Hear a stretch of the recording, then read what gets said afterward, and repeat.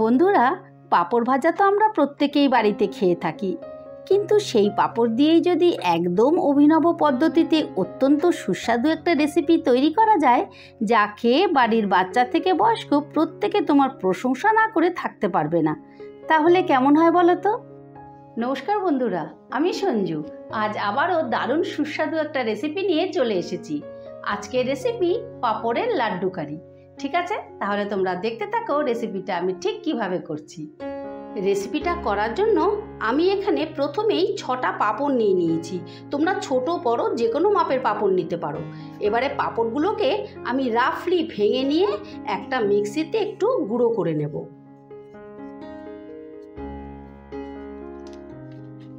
এই দেখো, গুঁড়োটা তোমরা কিন্তু একদম পাউডার করবে না, ঠিক এই যে এইরকম দানা দানা করবে, তাহলে কি হবে, রেসিপিটা তৈরি করলে দেখতে খুব ভালো লাগবে। এবারে 3টে আলুকে প্রেসার কুকারে আমি একটা সিটি দিয়ে নিয়েছি। এগুলোকে একটা গ্রেটারের সাহায্যে গ্রেট করে নেব।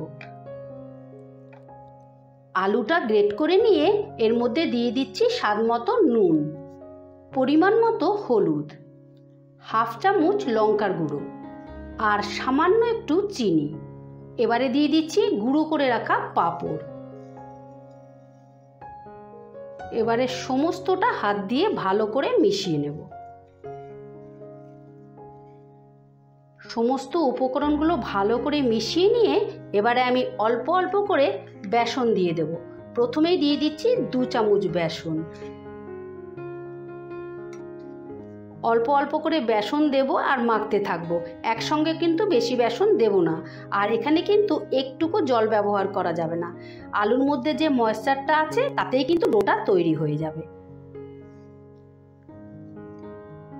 দেখো, ডোটা আমার তৈরি হয়ে গেছে। প্রথমে আমি 2 চামচ বেসন দিয়েছিলাম, পরে আবারও 1 চামচ বেসন দিয়েছি।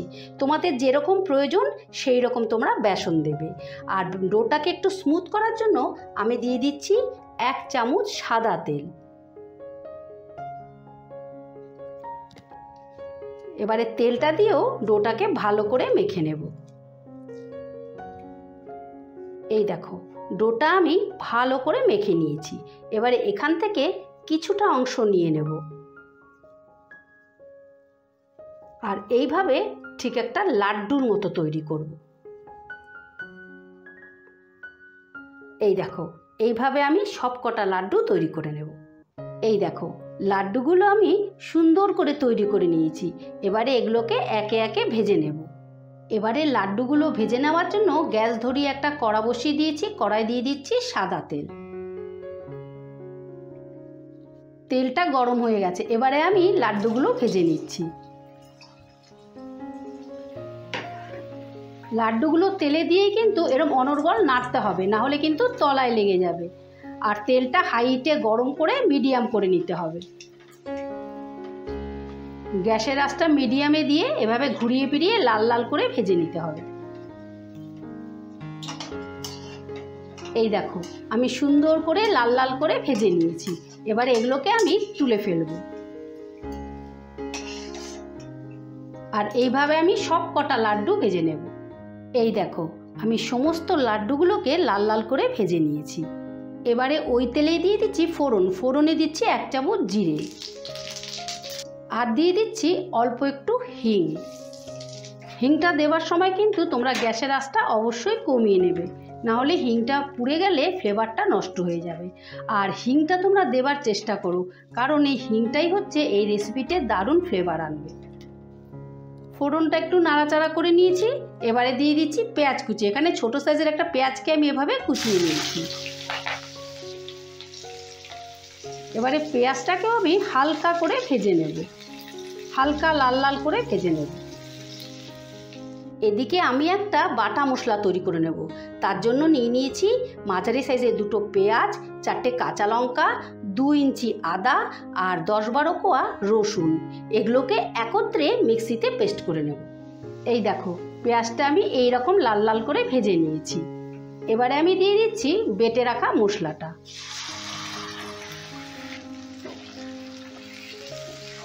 এবারে এই মশলাটাকে আমি মিনিট 2-এর মতন একটু কষিয়ে নেব। মশলাটা ভালো করে মিনিট 2 কষিয়ে নিয়েছি। এবারে দিয়ে দেব গুঁড়ো মশলা।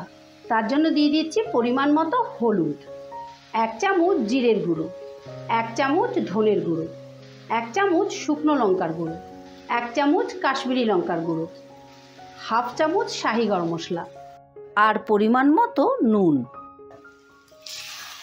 এবারে এই মশলাটাকেও আমি মিনিট 5 মতন কষিয়ে নেব। যতক্ষণ না মশলাটা থেকে তেল ছেড়ে যাচ্ছে ততক্ষণ আমি কষতে থাকবো। বন্ধুরা, তোমরা তো পাঁপড়ের বিভিন্ন রেসিপি তৈরি করে খেয়েছো, কিন্তু আমার মনে হয় এই রকম পাঁপড়ের লাড্ডু তৈরি করে কখনো খাওনি। আমি তোমাদের গ্যারেন্টি দিয়ে বলতে পারি, এই রকম রেসিপি তৈরি করে বাড়িতে খাওয়ালে বাড়িতে ছোট থেকে বড় পর্যন্ত প্রত্যেকে আঙুল চেটে খাবে। তাই তোমরা অবশ্যই একবার হলেও ট্রাই করো। মশলাটা আমি ভালো করে কষে নিয়েছি, মশলাটা থেকে তেলও ছেড়ে দিয়েছি। এবারে দিয়ে দিচ্ছি টমেটো বাটা। এখানে আমি 2টো টমেটোকে এভাবে পেস্ট করে নিয়েছি।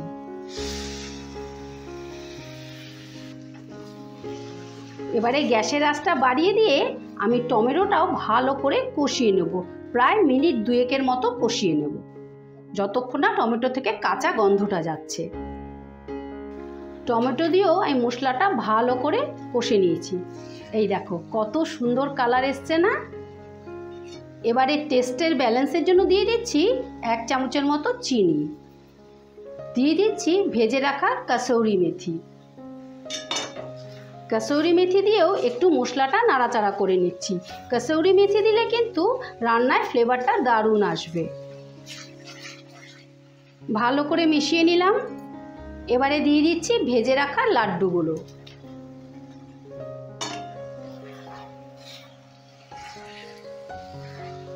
এবারে এই লাড্ডুগুলো মশলার সাথে ভালো করে একটু কষিয়ে নিচ্ছি। ওই মিনিট খানিকের মতন কষিয়ে নেব। এই দেখো আমি ভালো করে কষিয়ে নিয়েছি, আর পাঁপড়ের কিন্তু দারুণ একটা ফ্লেভার এসছে। এবারে গ্রেভির জন্য দিয়ে দিচ্ছি জল। এখানে কিন্তু বড় কাপের 1 কাপের একটু বেশি জল আমি দিয়ে দিয়েছি। একটু বেশি জল দিতে হবে, কারণ যেহেতু পাঁপড়ের লাড্ডু, এটা ঠান্ডা হলে কিন্তু অনেকটা গ্রেভি টেনে নেবে। এবারে এই গ্রেভিটা বয়েল হবার জন্য আমি 5 মিনিটের মতো ঢাকা দিয়ে দিলাম। এবারে ঢাকনাটা তুলে নিলাম।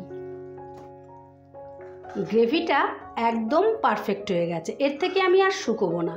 আর দেখো লাড্ডুগুলো ফুলে একেবারে ডাবল হয়ে গেছে। কত সুন্দর লাগছে না দেখে? দারুণ লাগছে দেখতে, আর দারুণ একটা ফ্লেভার বেরিয়েছে। এবারে আমি গ্যাসের আঁচটা বন্ধ করে দিলাম। ওপর থেকে দিয়ে দিচ্ছি কয়েকটা চেরা কাঁচা লঙ্কা, দিয়ে দিচ্ছি 1/2 চামচ শাহি গরম মশলা, আর দিয়ে দিচ্ছি 1 চামচ ঘি। শেষে ওপর থেকে দিয়ে দিচ্ছি কোচানো ধনে পাতা। এবারে 2 মিনিটের মতো স্ট্যান্ডিং টাইমে রেখে তোমাদেরকে পরিবেশন করে দেখাচ্ছি। এই দেখো বন্ধুরা, পাঁপড়ের লাড্ডু কারি ফাইনালি রেডি। এই রকম নিত্য নতুন রেসিপি দেখার জন্য আমার চ্যানেলটা ভিজিট করে আসার অনুরোধ রইল। আমার চ্যানেলে এই রকম নিত্য নতুন রেসিপি আসতেই থাকে। ঠিক আছে, তাহলে আজ আসি। কাল আবারও কোনো নতুন রেসিপি নিয়ে হাজির হব। ততক্ষণ তোমরা সকলে ভালো থেকো, সুস্থ থেকো। টাটা।